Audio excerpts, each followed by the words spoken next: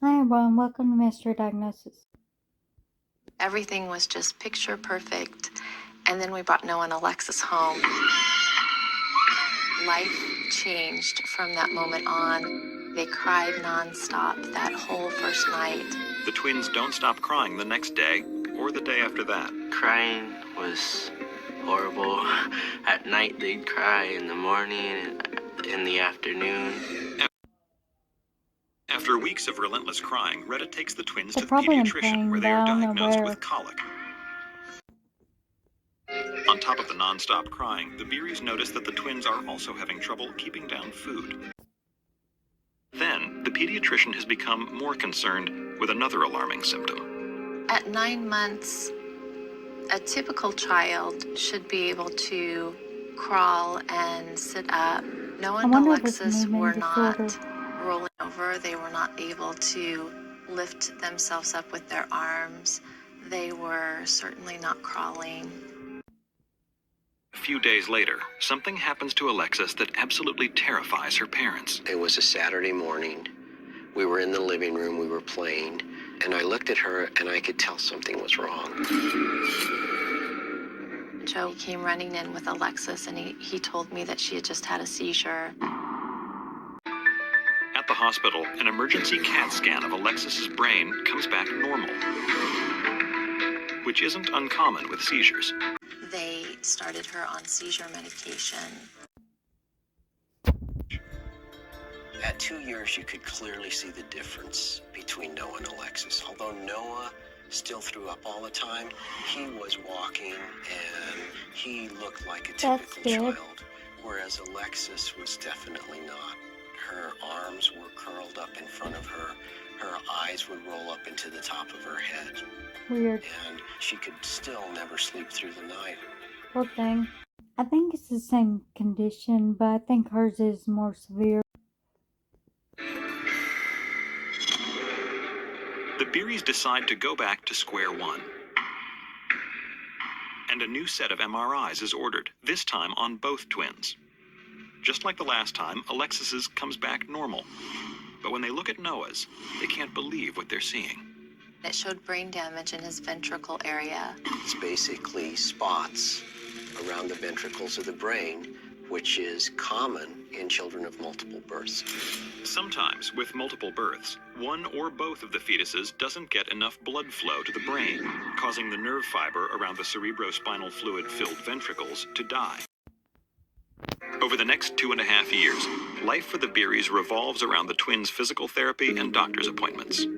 We kind of moved into a world of our own in which we had to manage our lives differently.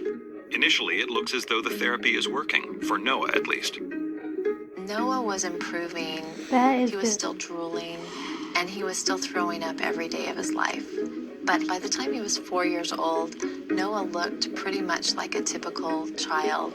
But for Alexis, the therapy doesn't seem to be nearly as effective. Alexis was struggling to walk. She would fall down a lot. She wore a helmet to protect her head. She was still very floppy. Her eyes would roll back up in her head and she couldn't bring them down. She never slept through the night. And soon, Retta and Joe begin to notice another strange behavior in Alexis.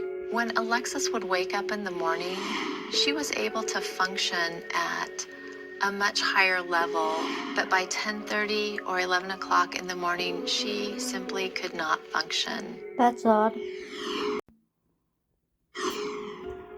Then, when the twins are nearly 5 years old, all the Beeries' hopes for Alexis are shattered.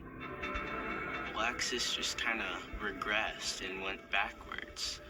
And it was scary seeing her get worse. She seemed to be losing more and more of her ability to walk. Cerebral palsy's not supposed to get worse, and she was clearly getting worse.